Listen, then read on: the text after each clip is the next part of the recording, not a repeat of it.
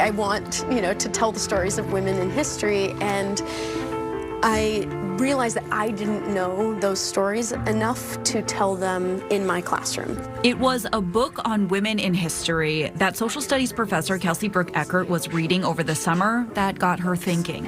I started to wonder, why don't I know this stuff, and how did I get to the place where I have a master's degree, I'm a certified teacher, I teach history, and yet I don't know anything enough about women in the past to tell that story. In 2017, she started to look into what the barriers were surrounding teaching about women in history and found out there were a lot, beginning with what was saved. So when General Washington dies and you stumble upon his journals and letters, you go, we have to save this. It's George Washington's stuff.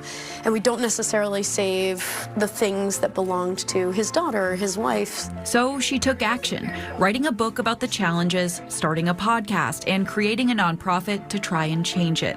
That is how the Remedial Herstory Project began. I care really deeply about telling an inclusive story, telling the whole swath of humanity, and giving every one of my students a sense that, they are in this history, a person like them existed in the past. She started creating lesson plans in her free time, surrounding women in the industrialization or in World War I or II, anything that would correlate with the history already being taught in schools. These women are there, and they're interesting, and they get completely erased. Little by little, they grew.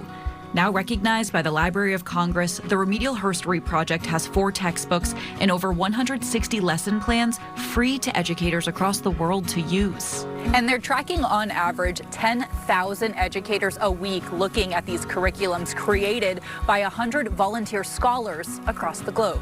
Some of those lessons are already being taught right here, right now in the Granite State. I just use it as if it's always been there. Lauren Conley learned about the Remedial Herstory Project when she was Brooke Eckert's student at Plymouth State.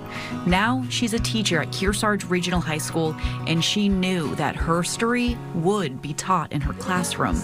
She says she's already seeing a difference in the conversations happening between her students. Now when we put in this new lens of different perspectives between women who also agree or disagree with the men, they're more willing to listen to each other. The lesson plans are always being updated and expanding, hoping to cover centuries of women that have been left out of the history books. Women are half of humanity. They should be half the content in the history class.